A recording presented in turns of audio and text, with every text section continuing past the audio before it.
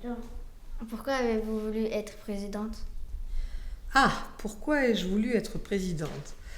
Je n'ai pas franchement voulu être présidente. C'est un concours de circonstances.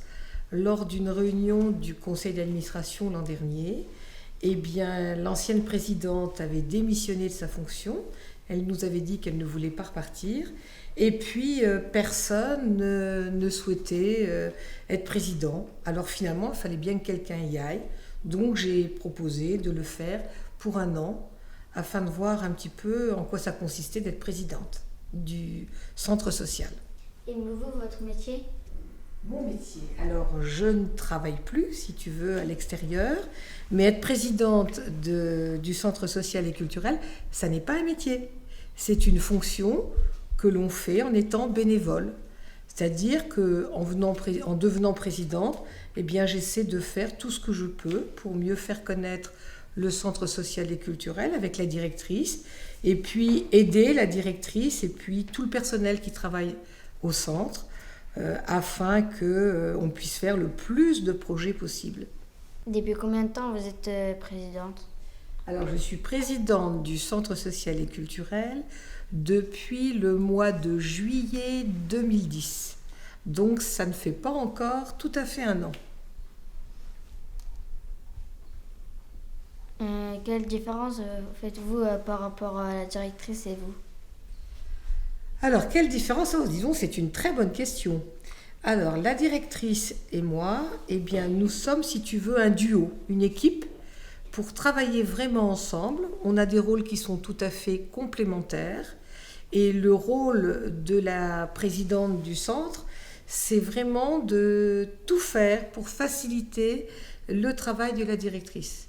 Et la directrice, elle est surtout dans un rôle de conseil technique, parce qu'elle connaît parfaitement bien le centre, elle connaît bien le fonctionnement du centre, elle en connaît bien l'histoire, puisqu'elle est déjà directrice depuis de nombreuses années.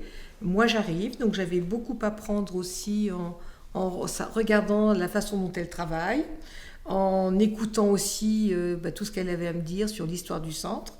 Et puis maintenant, eh bien, nous fonctionnons en tandem. Tu sais ce que c'est qu'un tandem, un duo?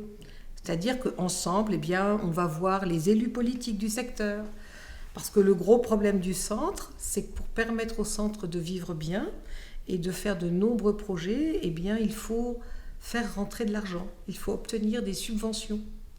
Et c'est grâce à ces subventions, par exemple, que des projets comme celui que vous faites aujourd'hui, ce projet vidéo, eh bien, peut se réaliser.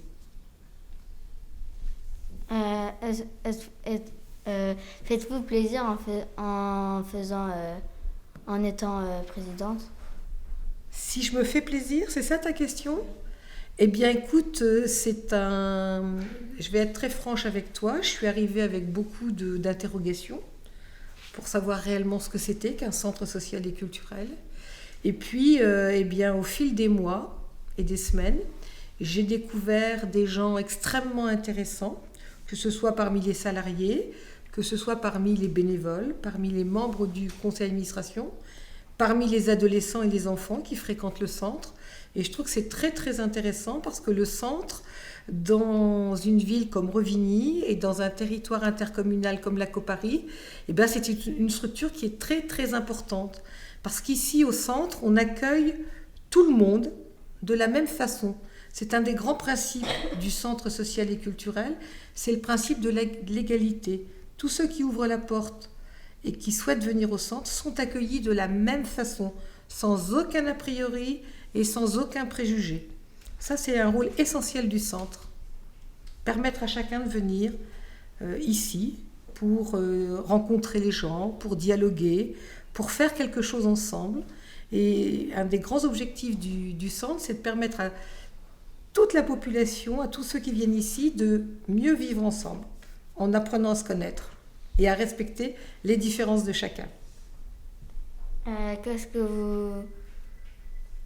veut dire le rôle essentiel par rapport à vous? Qu'est-ce que ça veut dire un rôle essentiel? Eh bien, si tu veux, là, on va dire que c'est un choix politique, au sens, pas de la politique politicienne, tu vois, parce que tu entends tous les hommes politiques qui débattent à la télévision, entre autres. Mais un choix politique, ça veut dire l'expression de notre volonté à tous, ce que l'on veut pour le centre. Et le centre, on veut déjà que tous les gens qui viennent ici s'y sentent bien et que les gens aient le désir de faire des choses ensemble.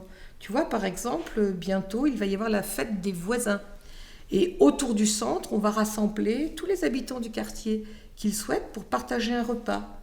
Et le 24 juin, il y aura la fête du centre avec toute la population. Et puis, peut-être, est-ce que tu y es venu l'an dernier, au mois de novembre, je crois que cette année, ça va être le 25 novembre, il y aura le marché de Noël organisé par le centre. L'important pour le centre, c'est de mettre en place des activités et des activités où tous ceux qu'ils souhaitent puissent trouver leur place. Venir travailler avec nous, venir faire des animations, venir aussi tout simplement rencontrer les gens, discuter, échanger. C'est ça le rôle du centre. Est-ce qu'il faut est-ce qu'il faut étudier pour être présidente? Je ne crois pas que ce soit une question d'études. Je crois qu'il faut connaître un petit peu connaître ce que c'est qu'un centre social et culturel, hein, parce que nous sommes le centre de Revigny, le centre du pays de Revigny, est rattaché, si tu veux, à un ensemble de centres en France. Il y a une fédération française, une fédération nationale des centres sociaux et des centres culturels. Donc nous faisons partie de ce réseau-là. Et y a des choses à apprendre, mais il n'y a pas besoin d'études particulières. Il faut simplement être curieux, avoir envie de s'investir, avoir envie de travailler bénévolement, et puis et aussi avoir envie de travailler avec les autres. Le président du centre, il n'est rien tout seul. Il n'a, si tu veux, il ne peut travailler que s'il sait travailler avec les autres membres du conseil d'administration, les hommes et les femmes qui sont membres du conseil d'administration, les autres bénévoles et puis aussi tout le personnel salarié qui travaille au centre tous les jours. Est-ce que vous travaillez durement pour que le centre... Je travaille durement. Alors ta question, elle est intéressante. Je ne travaille pas durement, si tu veux, dans le sens où je ne travaille pas sur une chaîne, je ne travaille pas à l'usine, je ne suis pas, si tu veux, je suis pas soumise à des horaires obligatoires. Mais je vais te dire très honnêtement que c'est une préoccupation permanente, tu vois. J'ai tout le temps en tête un petit peu la vie du centre, en me disant est-ce qu'on correspond bien aux objectifs qu'on s'est fixés, qu'est-ce qu'on pourrait faire encore pour améliorer les choses, notamment pour tous les adolescents. Est-ce que les adolescents trouvent au centre vraiment ce qu'ils souhaiteraient trouver, tu vois? Donc ce sont des interrogations permanentes. Et puis essayer de voir avec la directrice encore comment on pourrait améliorer les choses, avec aussi Michael qui est le coordinateur des activités, voir un peu comment on pourrait encore faire mieux. C'est ça le grand défi permanent du centre. C'est pas se contenter de ce qui existe, mais c'est essayer d'améliorer encore les animations qui vous sont proposées, à vous les jeunes. Comment ferez-vous pour améliorer le centre? Comment est-ce qu'on pourrait faire pour améliorer le centre? Eh bien, tu vois, là, avec le personnel qui travaille au centre, avec les bénévoles, pendant plusieurs mois, on a fait des réunions régulières avec les représentants des autres associations, avec les personnes de la population qui avaient envie de venir nous rencontrer. Et on a fait des groupes de travail pour s'interroger tous ensemble, dire de quoi est-ce qu'a besoin la population actuellement, la population qui vit autour du centre, celle qui vit un peu plus loin dans les autres communes. De quoi a-t-elle besoin? Qu'est-ce qu'elle aimerait qu'on lui propose? Qu'est-ce que nous pourrions faire comme projet avec le plus de monde possible? Tu vois, on essaie de trouver toujours d'autres animations. Par exemple, là, cette année, s'est mis en place un atelier qu'on appelle la pause parentale. C'est Karine qui anime cet atelier-là. Et ça permet aux parents qui rencontrent des difficultés ou qui se sentent un peu isolés de venir réfléchir tous ensemble aux problèmes rencontrés pour essayer tous ensemble de trouver des solutions. Avez-vous des autres questions? Est-ce que vous voulez ajouter des autres trucs par rapport au centre? Eh bien, moi, je vais ajouter une chose, c'est que je suis très heureuse du travail que vous faites, là, en ce moment. Et je suis particulièrement heureuse de voir que vous êtes vraiment beaucoup engagés dans ce projet. Et je crois que c'est à travers des projets comme ça qu'on va pouvoir mieux expliquer tout le travail qui est fait au centre.